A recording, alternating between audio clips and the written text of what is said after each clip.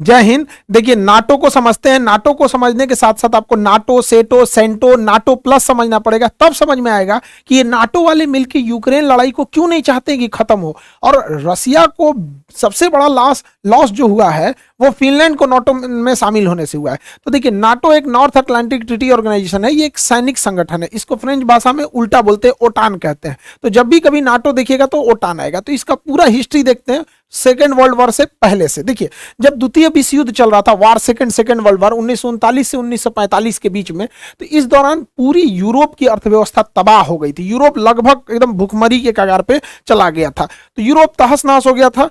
इसी बीच जर्मनी जो था, अब लगभग जर्मनी की हार तय थी, क्योंकि जर्मनी सेकेंड वर्ल्ड वॉर में बहुत कूद रहा था, लेकिन जर्मनी की हार लगभग तय समझ रही थी। और ये जो हिटलर है, हिटलर के मरने के 4 महीना पहले ही फरवरी 1945 में ये डिसाइड हो गया कि अब जर्मनी हार जाएगा।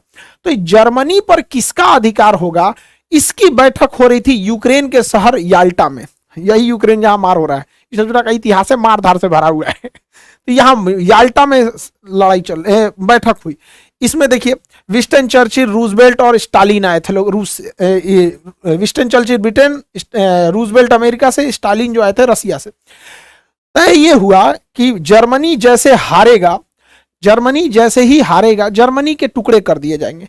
एक हिस्सा जर्मनी का ले जाएगा रसिया, एक हिस्सा ले जाएगा फ्रांस, एक हिस्सा ले जाएगा ब्रिटेन और एक हिस्सा ले जाएगा अमेरिका। यानी देखिए जर्मनी के 4 टुकड़े कर दिए जाएंगे। ये अंग्रेजों का इतिहास है, जहां भी गए हैं वहां टुकड़ा टुकड़ा करके गए हैं। हम लोग को देखिए इंडिया को बांग्लादेश, म्यांमार, भारत, पाकिस्तान, अफगानिस्तान धज्जी उड़ा के चल गया सब। तो ये याल्टा पैक्ट में हो गया। इसके 4 महीने बाद फाइनली हिटलर हार गया और जर्मनी के जैसे हुआ टुकड़े वैसे तोड़ दिए गए जर्मनी को। इसी में इस याल्टा समिट में यह भी बात कही गई थी कि रसिया जो था उसका कहना था कि जापान जब हारेगा तो मेरी कुछ जमीनें जापान के पास है। तो याल्टा समझौता में कहा गया ठीक है कि जो जापान का क्यूराइल द्वीप है, जापान जो है रसिया को हरा दिया था 1904 में, 1904-1905 की लड़ाई में ना जापान जो है रसिया को हरा दिया था। तो ये क्यूराइल द्वीप न हुआ क्या कि रसिया जब सेकेंड वर्ल्ड वॉर खत्म होगा, जापान पे परमाणु बम गिरा दिया गया, तो कहा डिसाइड किया गया कि यहां पर ये क्यूराइल द्वीप रसिया ले लेगा। तो रसिया ले लिया। रसिया से याल्टा समझौता में कहा गया था कि आप इस साइड में यूरोप में कम्युनिस्ट को बढ़ावा नहीं देंगे। कम्युनिस्ट एक ऐसा शासन प्रणाली है जिसमें चुनाव नहीं होता है, बल्कि पार्टी डिसाइड कर देती है, जैसे चाइना में चुनाव नहीं होता है। तो ये बड़ा उटपटांग व्यवस्था है, यूरोप वाले इसमें एडजस्ट नहीं हो पाते हैं। तो उनका कहना था कि रसिया इस साइड में कम्युनिस्ट को बढ़ावा नहीं देगा। तो रसिया कहा हम इस साइड में कम्युनिस्ट को बढ़ावा नहीं देंगे, इधर से ले लिया क्यूराइल द्वीप। आज भी जापान और रसिया के बीच में क्यूराइल द्वीप को लेकर विवाद है। लेकिन धीरे धीरे रसिया इस साइड में कम्युनिस्ट को बढ़ाना चालू कर दिया, कम्युनिस्ट देशों को बढ़ावा देना चालू कर दिया। इसका संदेह हो गया उस समय के तत्कालीन जो अमेरिका के राष्ट्रपति थे 1945 में, यहाँ पे ट्रूमैन को आभास हो गया कि इस साइड में ठीक है रसिया उधर चला गया, रसिया भी कम्युनिस्ट है, ये आपका चाइना भी है, उत्तरी कोरिया भी तानाशाह है, कम्युनिस्ट के बराबर ही होते हैं। तो उन्होंने देखा कि रसिया को इस साइड में रोकना बहुत ज्यादा जरूरी है, लेकिन रसिया अपना एग्रेशन करते ही जा रहा था। इसी बीच में फरवरी 1948 में रसिया जो था उस समय सोवियत संघ था, तो रसिया के साथ था एस्टोनिया, लातविया, लिथुआनिया, ये पूरे के पूरे रसिया का ही पार्ट था। सोवियत संघ उस समय union of Soviet socialist Republic, USSR नाम था रसिया का, तो ये सब उसी के साथ थे। ये आपका बेलारूस, यूक्रेन, मोल्डोवा, ये भी रसिया के साथ ही थे, उसका पार्ट था। ये काकेशस देश, जॉर्जिया, आर्मेनिया, अजरबैजान रसिया के साथ था। ये सेंट्रल एशिया के Kazakhstan, Kyrgyzstan, Tajikistan, Turkmenistan, Uzbekistan, ये सब रसिया के साथ थे। तो आप देखिए उस समय रसिया का क्या इतना बड़ा एरिया होता था, ये पूरा का पूरा रसिया था। इसके बावजूद रसिया ने यहां पर उस समय के जो चेकोस्लाविया देश है, फरवरी 1948 में चेकोस्लाविया पर अचानक सेना भेज के तख्ता पलट करा दिया और यहाँ के लोकतंत्र के सरकार को उखाड़ फेंका और यहाँ पर अपनी पिट्ठू सरकार, जैसे इसी के हिसाब से चलने वाली सरकार, कम्युनिस्ट सरकार को यहाँ बैठा दिया। आज चेकोस्लाविया 2 भाग में टूट चुका है, चेक गणराज्य और यहाँ पे स्लोवाकिया। उस समय इसने कब्जा किया। अब यूरोप वालों को डर हो गया कि भैया यहां तक तो खुद का खुद रसिया है, अब ये इसके भी आगे बढ़ेगा तो हम लोग कहां जाएंगे। और उसके अलावे जर्मनी का एक हिस्सा तो रसिया याल्टा समझौते के तहत ही ले चुका था। अब इसके बाद अमेरिका वालों का नींद खुला कि भैया इनको कैसे रोका जाए। तो रसिया क्या था कि अन्य सरकारों को भी लालच देता था कि तुम भी कब्जा कर लो, तुम भी कब्जा कर लो, लोकतंत्र की सरकार को उखाड़ फेंको। इसी बीच अमेरिका को खबर लगी कि रसिया का अगला टारगेट है तुर्की, तुर्की पे कैसे भी कम्युनिस्ट सरकार को लगाना। तो ट्रूमैन जो वहां के राष्ट्रपति थे उन्हें मार्शल प्लान लगाया। देखिए मार्शल लॉ अलग है, मार्शल प्लान अलग है। इन्होंने मार्शल प्लान लाया अप्रैल 1948 में। इसके तहत जो देशों पे रसिया अपना प्रभाव जमा रहा है कि तुम लोकतंत्र छोड़ के कम्युनिस्ट आ जाओ, वहां पर ये लोग क्या करते थे, मार्शल प्लान के तहत पैसे देते थे ताकि वो रसिया के फेवर में ना जाए। तो तुर्की और साइप्रस को कैसे भी ये पैसे उसे दे के अपने फेवर में लाए, वरना टर्की भी हो चुका था कम्युनिस्ट देश। रसिया यूरोप की ओर बढ़ते जा रहा था। रीजन क्या है, रसिया का एक क्षेत्रफल खुद का रसिया इतना बड़ा था, इसके अलावे रसिया के साथ सेंट्रल एशिया यूएसएसआर का हिस्सा था, काकेसस यूएसएसआर का हिस्सा था, ये बाल्टिक देश यूएसएसआर के हिस्सा थे सब, ये उस समय बेलारूस, यूक्रेन, ये सब उस समय रूस का ही पार्ट हुआ करता था, इतना बड़ा। इसके अलावे अब रसिया एंट्री करना चालू किया। तब इन्होंने क्या किया, 4 अप्रैल 1949 को नाटो सेना का गठन किया। जिस समय गठन हुआ उस समय 12 देश थे, वर्तमान में इसमें 31 देश हो चुके हैं। नॉर्थ अटलांटिक ट्रीटी ऑर्गेनाइजेशन, इस संगठन के टोटल 14 अनुच्छेद हैं, 14 आर्टिकल हैं। 14 आर्टिकल में कहा गया है कि इसके देश कैसे कैसे काम करेंगे। इसका 5वां आर्टिकल सबसे खतरनाक है कि इन वर्तमान में जो 31 देश हैं, अगर इस 31 देश में कोई बाहरी देश 31 आपस में मार करे तो कोई दिक्कत नहीं है, ये किसी को मारे तो कोई दिक्कत नहीं है, लेकिन अगर कोई दूसरा देश इनके ऊपर हमला करेगा तो ये 31 मिल के मारेंगे उसको। ये इसका कानून है। इसका मुख्य उद्देश्य क्या था कि रसिया को इस साइड में यूरोप की ओर से चढ़ने से बचाया जाए, वरना ये धीरे धीरे रसिया इधर आ गया था। तो अब आपको तो समझ में आ रहा होगा ना कि नाटो का निर्माण ही हुआ था रसिया के एग्रेशन को रोका जाए, वरना रसिया बहुत तेजी से एक्सपेंड कर रहा था और हर जगह कम्युनिस्ट फैलाते जा रहा था। तो नाटो का गठन 1949 में हो गया। ये एक सैन्य संगठन था। अब रसिया को चारों ओर से रोकना था। तो रसिया को सेंट्रल एशिया से रोकने के लिए, ईस्ट एशिया से रोकने के लिए सेटो बनाया गया, South East Asian Treaty Organisation, SEATO 1954 में बनाया गया। इसको हथियार, सेटो में मुख्य रूप से किसे शामिल किया गया, तो थाईलैंड को और इधर से फिलीपीन को, और नीचे में ऑस्ट्रेलिया और न्यूजीलैंड, ताकि इधर से ये लोग अमेरिका के फेवर में रहे। और इन्हें हथियार कौन दे रहा था, अमेरिका, ब्रिटेन, फ्रांस। इधर से ये लोग सपोर्टिव हथियार दे रहे थे कि इधर से चाइना, कोरिया, इन सबको बिजी रखा जाए ताकि रसिया इस साइड में बिजी रहे, और इधर से नाटो डायरेक्ट रसिया को इंगेज कर रहा था। अब इन लोगों को लगा कि हम दो ओर से रसिया चाइना को घेरते जा रहा है, इधर से घेर रहा है नाटो, इधर से सेटो, नाटो सेटो ना, ये हो गया सेटो साउथ ईस्ट, ये हो गया सेटो और ये हो गया नाटो। अब रसिया को थोड़ा अनबैलेंस लगने लगा कि सचुरा दोनों खोपड़िया नोच देगा सब, तब अमेरिका शांत बैठने वाला तो है नहीं। इसने इसी बीच में ला दिया एक ठो सेटो, सेंट्रल, सीईटी से सेंट्रल ट्रीटी ऑर्गेनाइजेशन, अगले साल 1955 में सेंट्रल ट्रीटी ऑर्गेनाइजेशन। इस ऑर्गेनाइजेशन को भी हथियार दे रहा था इधर से ब्रिटेन। इसमें कौन कौन से, इसमें थे तुर्की, इराक, ईरान और पाकिस्तान। सोचिए ये सेंट्रल थे सब। ये हो गया सेटो। अब ये रसिया पे दबाव बनाते थे सब, यहां पे रसिया को आगे बढ़ने से रोकते थे सब, सेटो। इधर से कौन चढ़ता था, सेंटो, इधर से सेटो, ये हो गया सेंटो, ये सेटो और ये सेंटो, इधर से नाटो। चारों ओर से रसिया को घेर लिया सब, नाटो, सेंटो, सेटो, चारों ओर से रसिया को घेर लिया सब। रसिया को लगा कि भैया हम तो पिसा जाएंगे। अब भारत को कहे तो भारत किधर जाए भैया, अब भारत हो गया फेरा में पड़ गया, क्योंकि रसिया को इधर से तो घेर लिया है नाटो, यहां से घेर लिया है सेटो, सेंटो, ये हो गया SEATO, South East Asian Treaty Organisation. अब रसिया के लिए कंफर्टेबल में हो गया दिक्कत, रसिया ढूंढने लगा अपना कोई पार्टनर। इस बीच जो भी रसिया के फेवर में जाता था, अमेरिका उसके आंगा लगाता था। अब इस कंडीशन में इंडिया कंफ्यूज हो गया, इंडिया किधर से जाए, क्योंकि अगर नाटो ज्वाइन करता है इंडिया तो रसिया नाराज, सेंटो में भी रसिया नाराज, सेटो में भी रसिया नाराज। और रसिया हमारा बहुत जरूरी मित्र है वहां पे, क्योंकि पास में है यहाँ पे रसिया, कभी भी हम लोग के विकट परिस्थिति में रसिया ही काम आएगा यहाँ पे। तो हम लोगों ने क्या किया, उस समय जवाहरलाल नेहरू जो थे बड़ी समझदारी का काम किए। 1961 में इन्होंने कहा कि अमेरिका के फेवर वाली दुनिया को कहा जाता था पहली दुनिया, और रूस के फेवर वाले को कहा जाता था दूसरी दुनिया। तो जवाहरलाल नेहरू ने कहा कि अब हम लोग ना अमेरिका के फेवर में है ना रशिया के फेवर में, हम लोग तीसरी दुनिया के हैं। तो इसे तीसरी दुनिया या दक्षिणी दुनिया कहा जाता था। हालांकि इसका ऑफिशियल नाम था non aliasing movement, non aliasing movement, shortcut में नाम गुट निरपेक्ष। हम किसी भी गुट में नहीं रहेंगे। इसमें गुट निरपेक्ष में 4-5 लोग का नाम बहुत महत्वपूर्ण है। इसमें एक इंडोनेशिया का अहमद सुकर्नो थे, भारत से जवाहरलाल नेहरू, मिस्र के कर्नल नासिर और यूगोस्लाविया से जो थे मार्शल टीटो थे। ये लोगों का बहुत महत्वपूर्ण योगदान था कि हम किसी भी गुट में नहीं रहेंगे, और ये जरूरी भी था गुट में न रहना। रीजन क्या है, गुट में से बहुत लॉस हुआ था। सेंटो में ईरान था अमेरिका के साथ, सेंटो में इराक था अमेरिका के साथ। देखिए वही अमेरिका ने इराक को उड़ा दिया, तबाह कर दिया। वही अमेरिका ने ईरान के पीछे पड़ा हुआ है, जबकि एक समय था सेंटो की गठन अमेरिका ही नहीं किया था, इन लोगों को अपने साथ मिलकर कि रशिया को बर्बाद करना है यहाँ पे। इसलिए बहुत ज्यादा इंटरनेशनल रिलेशन के मामले में हम लोग अमेरिका और वेस्टर्न देशों पे भरोसा नहीं कर सकते हैं यहाँ पे। तो ये चारों ओर से रशिया की घेराबंदी चल रही थी। अब रशिया ऐसा तो नहीं है कि चुपचाप बैठा रहेगा। अगर आप रशिया को इधर से नाटो से घेरोगे, सेंटो से, स्टेटो से, चारों ओर से घेरोगे, रशिया भी तो कुछ ना कुछ करेगा। तो रशिया जो था, देखिए रशिया अलग है, सोवियत संघ अलग है। तो ये हो गया रशिया, ये वाला एरिया तो कंप्लीट हो गया रशिया, ये पूरा का पूरा रशिया का हो गया। रशिया उस समय रशिया ना हो के यूएसएसआर था, USSR, union of Soviet socialist Republic association. तो यूएसएसआर के साथ ऑलरेडी उसी का था आपका बाल्टिक देश, Estonia, Latvia, Lithuania, Belarus, Ukraine, Moldova, ये उसी का था। जॉर्जिया, आर्मेनिया, अजरबैजान उसी का था। और सेंट्रल एशिया भी इसी का था। तो ये सब का सब हिस्सा जो था यूएसएसआर का हिस्सा था। इसके बावजूद रशिया नहीं रुका। इतना यूएसएसआर होने के बावजूद, ये हो गया रशिया, इसमें इसको जोड़ दीजिए तो यूएसएसआर। अभी रशिया क्या सोचा आगे बढ़ने के लिए, इसने क्या लाया, वार्सो पैक्ट।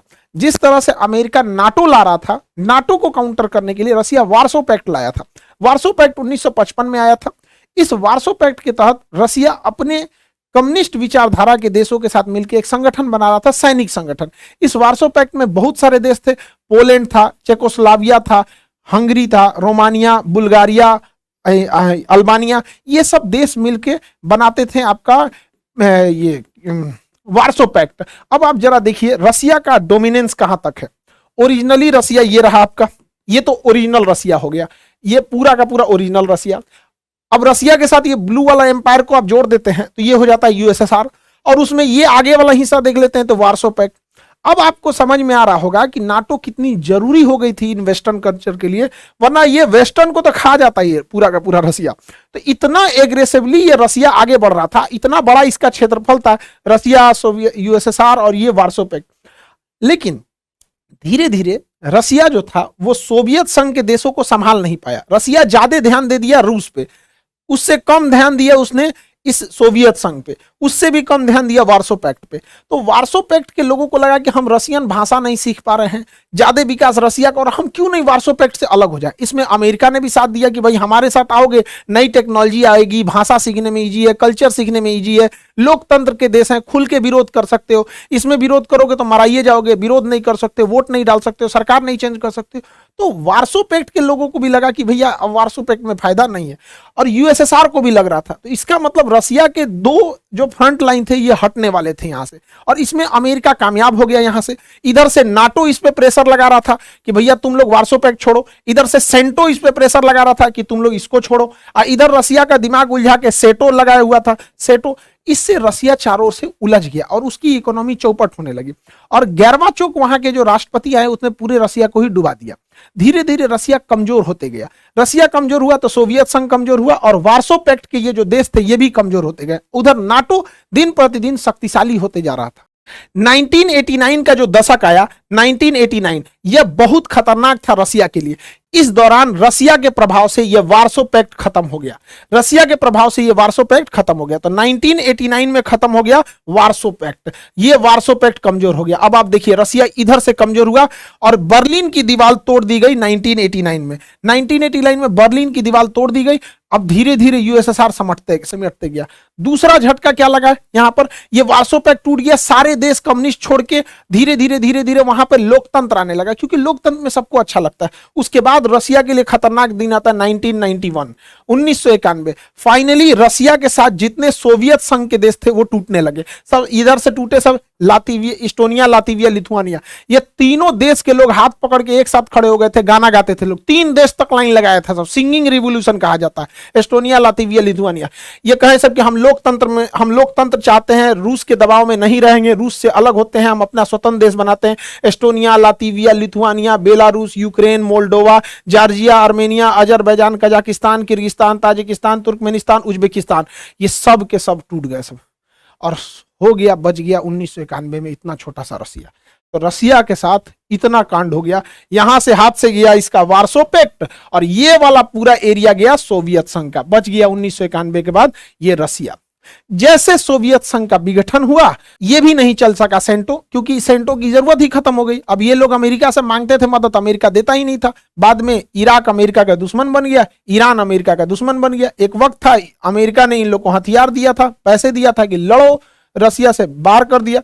यहां पे भी चाइना का प्रभाव आ गया, सेंटो सेना यहां से भी खत्म हो गई, यहां पे तो सेंटो भी खत्म हो गई, सेंटो भी खत्म हो गई। अब बच गया केवल इधर से तो नाटो बच गया, और नाटो अब तेजी से एक्सपेंड करने लगा। रीजन क्या था एक्सपेंड करने का? देखिए 1991 में जब सोवियत संघ टूट चुका था, रसिया वार्सो पैक्ट से भी पीछे हट चुका था और सोवियत संघ भी बिखर चुका था, तो रसिया यहां तक आ गया था। फिर भी नाटो की जरूरत क्यों लगती है? इसलिए जब 2002 के बाद पुतिन सत्ता में आए, तो पुतिन ने वापस उस ग्रेट रसिया की कल्पना किया, और उन्होंने कहा कि यह बिखराव एक बहुत बड़ा ब्लंडर था। तो यूरोपीय देशों को लगा कि ऐसा ना हो कि ये फिर से आगे बढ़ना चालू करें यहां पर, इसलिए दोबारा नाटो का एक्सपेंशन करना जरूरी था और नाटो का प्रसार किया जाने लगा। तो अगर आप देखेंगे तो आपको लगेगा कि भले नाटो एक्सपेंड कर रहा है, लेकिन नाटो की मजबूरी है। रसिया इतना एग्रेसिवली बढ़ रहा था कि यूरोप को तो कचल देता वो। इसी बीच 2014 में एक घटना होती है, यही यूक्रेन, इस ससुरा बहुत खचरई कर रहा था। तो यूक्रेन जो था वो कह रहा था कि हम रसिया के प्रभाव से मुक्त होना चाहते हैं और यूरोपीय यूनियन का सदस्य बनना चाहते हैं, ताकि वो इस पूरे देशों में अपना सामान बेच सके, यहां से ज्यादा कनेक्टिविटी हो सके। उस समय पुतिन का कहना था कि रूस के प्रभाव से तुम जा रहे हो यूरोपीय यूनियन में, लेकिन बाद में तुम नाटो में चले जाओगे, और नाटो में जाने का एक लॉस ये है कि नाटो के 31 देश एक दूसरे के सैन्य ठिकानों का यूज कर सकते हैं। अब देखिए नाटो में जो है 31 देश है, उसमें अमेरिका भी है। अगर यूक्रेन नाटो में चला जाता है तो नाटो सेना के संविधान के अनुच्छेद 5 के तहत कोई भी देश एक दूसरे के सैन्य संगठनों का यूज कर सकता है। तो यूक्रेन की सीमा तक अमेरिका की फौज आ जाएगी। अब बताइए रूस क्यों न चिंतित हो कि यूक्रेन अगर चला गया नाटो में तो नाटो की सेना कहां तक आ जाएगी? रूस की सरहद तक आ जाएगी। तो उस समय 2014 में पुतिन ने काफी समझाया था, लेकिन यूक्रेन कहा कि ना हम जइबे करेंगे यूरोपीय यूनियन में। तो यूक्रेन का एक निचला भाग जिसका नाम क्रीमिया था, 2014 में रसिया ने क्रीमिया पे अधिकार कर लिया और कहा कि यह क्रीमिया रसिया का हो गया। तो ये तो यूरोपीय यूनियन में चले गए, और यह साबित सही हुआ।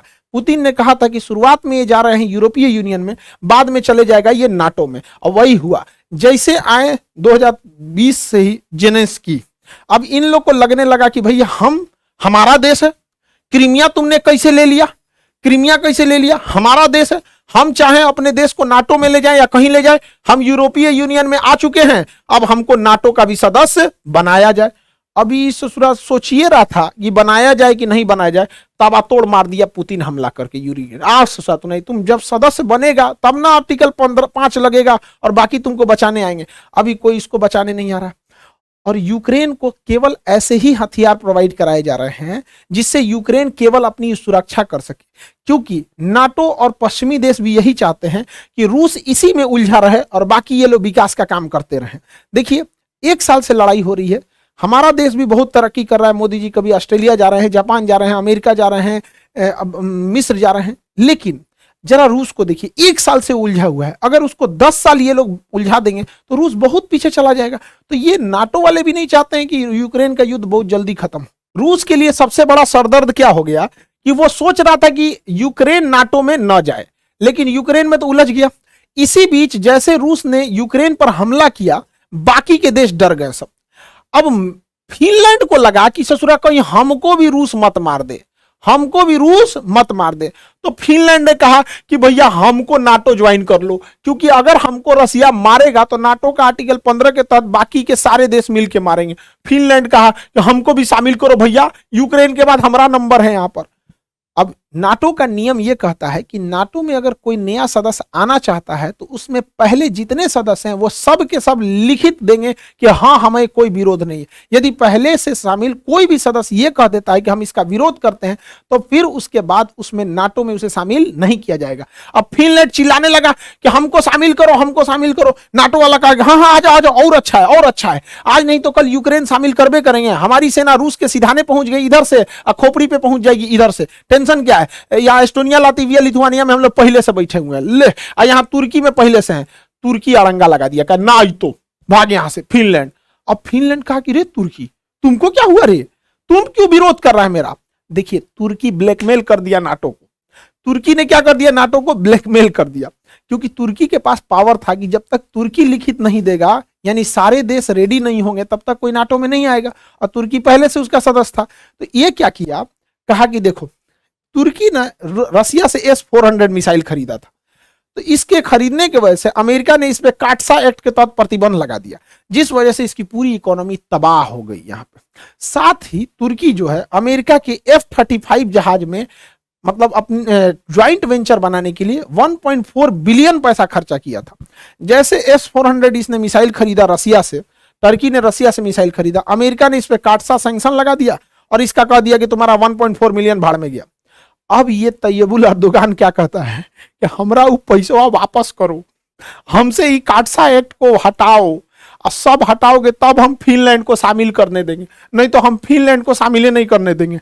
अब अमेरिका माथा पीट रहा है, नाटो माथा पीट रहे करे, अरे भैया एक से काटसा हटा दे, इसका जो पैसा जो लूटे हैं लोग 1.4 बिलियन दे दे, नहीं तो फिनलैंड को आने नहीं देगा। अब फिनलैंड को नहीं आने देगा, रसिया कचर देगा फिनलैंड को, तो रसिया कचर ना दे तो इसका समझौता हुआ। देख रहे हैं इसको, बाप रे बाप, ठीक ठाक भाई।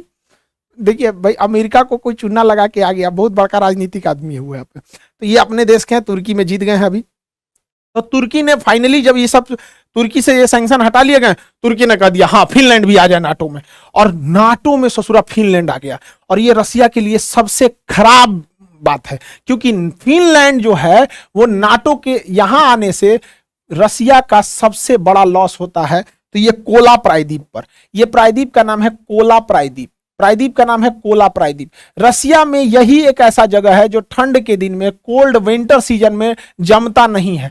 ज्योग्राफी में हम पढ़ा दिए हैं, यहाँ एक नॉर्वे की गर्म समुद्री जलधारा चलती है, जिससे कि वहां का समुद्र बर्फ से जमता नहीं है। तो ठंड के दिन में रसिया का मात्र एक बंदरगाह है, मुर्मुस्क बंदरगाह, जो इस कोला प्रायद्वीप पर है। यूपीएससी में भी क्वेश्चन पूछा था, मुर्मुस्क बंदरगाह क्यों नहीं जमता है, तो नॉर्वे की गर्म जलधारा की वजह से। कोला प्रायद्वीप पर मुर्मुस्क बंदरगाह नहीं जमता है। अब जरा देखिए, अमेरिका यहां आके बैठ गया, यूक्रेन में उलझा दिया रसिया को, रसिया उलझ गए यूक्रेन में, अब यहां ले आके बैठ गया यहां पर। अब रसिया का सबसे जरूरी चीज है ये कोला प्रायद्वीप, क्योंकि इसी कोला प्रायद्वीप पे रसिया की नेवी का पूरी बड़ी सी फ्लीट है, यहां इसके पनडुब्बियों का गुप्त स्थान है रखने के लिए। अब ये कोला प्रायद्वीप के पास आके फिनलैंड के बहाने बैठ गया आपका नाटो, नाटो यहां तक आ गया है। रसिया के लिए इससे खराब दिन नहीं हो सकता है, क्योंकि जितनी परमाणु पनडुब्बियां हैं रसिया की, वो इसी कोला प्रायद्वीप पर है। रसिया के जितने बड़े बड़े इंडस्ट्रीज हैं इसी कोला प्रायद्वीप पर है। रसिया के जितने परमाणु बम हैं वो कोला प्रायद्वीप पर है, मिसाइलें कोला प्रायद्वीप पर है, इंडस्ट्रियलाइजेशन, एयरफोर्स, ये सब का सब बहुत बड़ा एरिया कोला प्रायद्वीप पर है। तो सोचिए, रसिया ने तो बहुत बड़ा कीमत चुकाया। रसिया को लगा था कि हम ये यूक्रेन निपटाएंगे, यूक्रेन निपटेला के चक्कर में यूक्रेन तो हुआ नहीं कुछ, ससुरा उल्टे फिनलैंड हाथ से निकल गया और ये कोला प्रायद्वीप पे चला आया। यहाँ पे बहुत बुरा बात है ये इसके लिए, यहाँ पे रसिया के लिए। तो खैर अब ये विश्व नीति है। अब नाटो यही नहीं रुका, नाटो कहता है नाटो को और बड़ा बनाया जाए, नाटो प्लस। क्या बनाया जाए? नाटो प्लस, मतलब नाटो में और को जोड़ा जाए, नाटो प्लस। नाटो में पहले प्लस में कौन कौन शामिल है? पहले से इजराइल शामिल है, साउथ अफ्रीका, साउथ कोरिया शामिल है, जापान शामिल है, ऑस्ट्रेलिया और न्यूजीलैंड शामिल है, यानी पहले से ही 5 गो देश शामिल है। अब उसका कहना है नाटो प्लस में भारत को भी शामिल किया जाए, भारत को भी शामिल किया जाए। अरे भैया हमको शामिल नहीं होना है, एस जयशंकर साहब भी मना कर दिए, नहीं शामिल होना है। काहे? क्योंकि नाटो के 14 गो आर्टिकल में से 5वां आर्टिकल कहता है कि अगर इन नाटो के 31 देश में से, नाटो के 31 देश में से किसी पे हमला होगा तो बाकी सब मारने चलेगा। अरे ससुरा तो नहीं, हम लोग को मार करना ही नहीं है। हाई 31 हर साल कहीं ना कहीं मार कैले रहता है सब, कभी ईरान में उलझेगा, कभी सीरिया में उलझेगा, अफगानिस्तान में उलझेगा। और ससुरा हम अगर शामिल हो जाएंगे तो पता चला हम लोग भी चलते रहेंगे, चलो भैया कहाँ मार किए। उन सब के चक्कर में हम लोग की अपनी विदेश नीति जाएगी। तो हम लोग भैया पाकिस्तान से और चाइना से खुद निपट सकते हैं, हमें नाटो प्लस की कोई जरूरत नहीं है। आई होप आप नाटो समझे होंगे। नाटो जब यूपीएससी में लिखने के लिए आएगा तो आपको कंप्लीट लिखना पड़ेगा, नाटो, सेटो, सेंटो, नाटो प्लस। अगर हम थोड़ा सा लिख के चले आएंगे नाटो ये वो, तो फिर नंबर भी उसी हिसाब से देगा। देखिए यूपीएससी फर्स्ट बैच में एक्सेस एडमिशन की वजह से हम लोग को यूपीएससी फर्स्ट बैच में एडमिशन क्लोज करना पड़ा। यूपीएससी सेकेंड बैच को हम लोग लॉन्च कर दिए हैं। ये जुलाई के फर्स्ट वीक से यूपीएससी सेकेंड बैच स्टार्ट हो जाएगा। इंडिया के सबसे बेस्ट फैकल्टी के साथ ये सेकेंड बैच भी स्टार्ट किया जाएगा। बहुत सारे लड़कों लोग का क्वेरी होता था कि कौन कौन से टीचर देंगे। देखिए हिस्ट्री हमारे मणिकांत सर लेंगे, आप लोग को मतलब परिचित के किसी भी परिचय के मोहताज नहीं। इकोनॉमिक में बहुत सारे लड़कों का क्वेश्चन था कि इकोनॉमिक्स कौन लेंगे यहाँ पे। बाबू देखिए इंडिया के सबसे बेस्ट फैकल्टी देंगे हम लोग आप लोग को। यहाँ पर इकोनॉमी हमारे रामेश्वर सर लेंगे आपको, तो रामेश्वर सर इकोनॉमिक्स लेंगे। ज्योग्राफी सचिन अरोड़ा सर लेंगे आप लोग को ज्योग्राफी बेहतरीन ढंग से। राजेश मिश्रा सर पॉलिटी का क्लास लेंगे यहाँ पर, तो राजेश मिश्रा सर से आप लोग को पॉलिटी का क्लास लेना है। एथिक्स का जहां तक क्लास रहेगा, और जो फिलॉसफी का चैप्टर रहेगा वो सब धर्मेंद्र सर क्लास लेंगे यहाँ पे। और अभिषेक सर साइंस एंड टेक का क्लास लेंगे। धर्मेंद्र सर जो होंगे ये sociology, social justice, social issues के क्लास लेंगे। तो सेकेंड बैच जो है वो कंप्लीट इंडिया के सबसे बेस्ट फैकल्टी के साथ ही आप लोग के लिए आएगा। अब यही फैकल्टी के साथ अगर आप देखेंगे दिल्ली में तो 2 लाख 2.5 लाख फीस लगेगा। सेम फैकल्टी रहेंगे आप लोग के, हालांकि इनसे ही इंफीरियर, क्योंकि ये सबसे मोस्ट सीनियर टीचर हैं लोग आपको, तो इनसे जूनियर ही मिलेंगे और फीस भी ज्यादा होगा आपको। और इसके लिए बेहतरीन और भी जितने भी बेहतर सुविधा दिया जा सकता है वो हम लोग स्टार्ट कर रहे हैं यहाँ पे। मुखर्जी नगर और करोल बाग दोनों में ऑफलाइन सेंटर भी स्टार्ट हो रहा है, उसकी भी सूचना हम आपको दे देंगे। ऑनलाइन में क्या है बाबू, देखिए बहुत सारे लड़कों का कहना था कि सर थोड़ा सा फी वगैरह की, बहुत सारे लड़के लोग फी नहीं जुटा पाए थे उन लोग के लिए। तो ऐसे लड़कों लोग के लिए देखिए बाबू, हम आप लोग को एक यहाँ देते हैं कि 7,000 रुपये में हम आपको सेकेंड बैच के लिए दे देते हैं, लेकिन ये लिमिटेड रहेगा। हमारे पास सीटें बहुत कम है, लेकिन चूंकि कई लड़कों की समस्याएं ऐसी आई थी, ऑफिस तक में आके बोलते थे, तो हम ये 24 घंटे के लिए हम ये ऑफर आप लोग को दे देंगे 7,000 का। इसके बाद इसकी फीस बढ़ जाएगी बाबू, क्योंकि प्रॉब्लम समझिए बहुत सारी चीजें की सर्वर कॉस्टिंग बढ़ जाती है, गूगल अपने ओर से सर्वर की कॉस्ट बढ़ा देता है। तो हम लोग भी मजबूरी में कितना लेंगे लोग यार बाबू, 7,000 में हम आप लोग को 1.5 साल का यूपीएससी का कोर्स दे रहे हैं। इतना इससे महंगा टेस्ट सीरीज पहले दिया जाता था, अब तो सब लोग को फीस घटाना पड़ रहा है, क्योंकि लड़के भी कह रहे हैं कि सर इंडिया के सबसे बेस्ट फैकल्टी के साथ सर जब 7,000 में दे रहे हैं तो आप लोग क्यों ज्यादा ले रहे हैं। खैर आप लोग के लिए हमेशा जब भी जरूरत रहेगी हम आप लोग के लिए खड़े रहेंगे, लेकिन देखिए समझ बाबू 24 घंटा तक हम लोग शायद ही इस ऑफर को चला सके। रीजन क्या है कि मजबूरी में बहुत सारे लड़कों का पेमेंट फेलियर हो गया था, तो उनकी समस्याएं थी जो जेन्युइन समस्या थी। तो हो सकता है हम लोग इसे 15 या 16 घंटे में ही बंद कर दे। तो जो जरूरतमंद बच्चे हैं आप लोग इसे ले लीजिए, जो बच्चे अफोर्ड कर सकते हैं बाबू वो छोड़िएगा उनके लिए जो अफोर्ड नहीं कर सकते। और सेकेंड बैच इंडिया के सबसे बेस्ट फैकल्टी के साथ, और हम लोग इसको करोल बाग और मुखर्जी नगर में भी ऑफलाइन में बहुत जल्दी आप लोग को आएंगे, उसकी भी सूचना दे देंगे। आई होप आपको सारा टॉपिक क्लियर हुआ होगा। और सेकंड बैच में बेहतरीन ढंग से पढ़ेंगे हम लोग, हिस्ट्री और इकोनॉमी से स्टार्ट करेंगे हम लोग। मणिकांत सर आपके हिस्ट्री से स्टार्ट कर देंगे और रामेश्वर सर हम लोग के इकोनॉमिक्स से स्टार्ट कर देंगे। फिर सचिन अरोड़ा सर है, राजेश मिश्रा सर है, धर्मेंद्र सर हैं, ये भी धर्मेंद्र सर, सचिन, अभिषेक सर, जितने फैकल्टी है सारे लोग मिलकर आपको आपके मार्गदर्शन करेंगे। आगे जरूरत पड़ेगी तो फिर उसी हिसाब से मेंटरशिप वगैरह सारी सुविधाएं दी जाएंगी। आई होप आप समझे होंगे। मिलेंगे नेक्स्ट क्लास में। जय हिंद।